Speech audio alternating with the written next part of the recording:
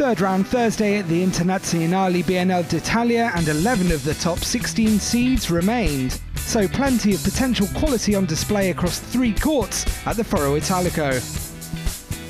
Roger Federer dispatched one young pretender in the shape of Sasha Zverev in round 2. Now he'd face another. 13th seed Dominic Thiem has won 2 titles already this year, and after an exchange of breaks in the opener, was piling the pressure on the Swiss maestro in the tiebreak. Pace and depth on the forehand, and then the killer shot on the backhand from Thiem. Thiem went on to comfortably settle that breaker and remained in control of the match well into the second set.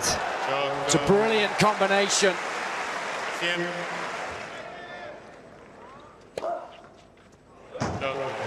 Always a very special occasion when you get your first ever victory over the great Roger Federer. It feels very good, but obviously he had some problems with his back, a little bit injured. I knew that it's going to be better for me on clay, and yeah, I tried to move him a lot. And then what made it easier for me that he was, I think, not serving with the full pace. But yeah, still it's really tough to beat him, so I'm very happy. Having already knocked out the 10th seed Milos Raonic in round 2, Australian number 1 Nick Kyrgios set his sights on 5th seed and 7-time champion Rafael Nadal in round 3. And after an exchange of breaks, it was the world number 20 heading for the opening set in the tiebreak.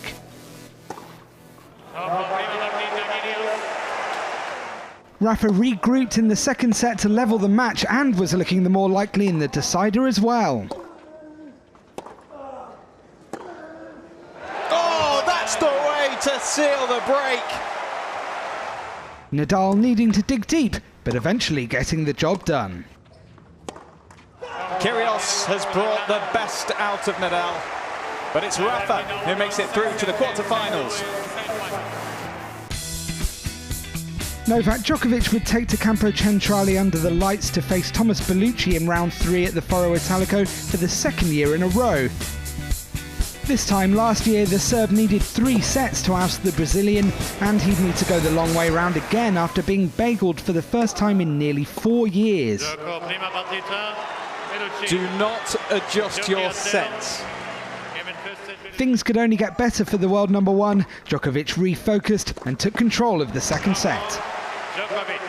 After a serious shock to the system in the first set, Djokovic was well and truly over the hump by the decider.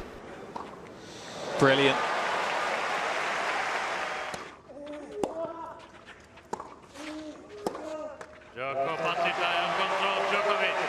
A wacky start to the match, but Novak Djokovic finally came to life. 4th seed Stan Wawrinka had never previously lost to third-round opponent Juan Monaco, and with the opener in the bag, the Swiss number 2 was cruising as he went to break up in the second set. But Monaco, playing on a protected ranking, was in no mood to roll over, and having fought back to level the match, also had a foothold in the decider. A battling performance from the world number 114 was completed in just under 2.5 hours. After a day of top seed struggle, there were no such problems for Andy Murray, the second seed dropping just 4 games in his third-round win over Jeremy Chardy. Kei Nishikori and Richard Gasquet met in the last 16 for the 2nd tournament in a row out on grandstand court. The Japanese number 1 made it 2 wins in as many weeks over the Frenchman, 6-1, 6-4 the final score. David Ferrer would look to capitalise on Jo-Wilfried Tsonga's withdrawal as he took on lucky loser Lucas Pouille.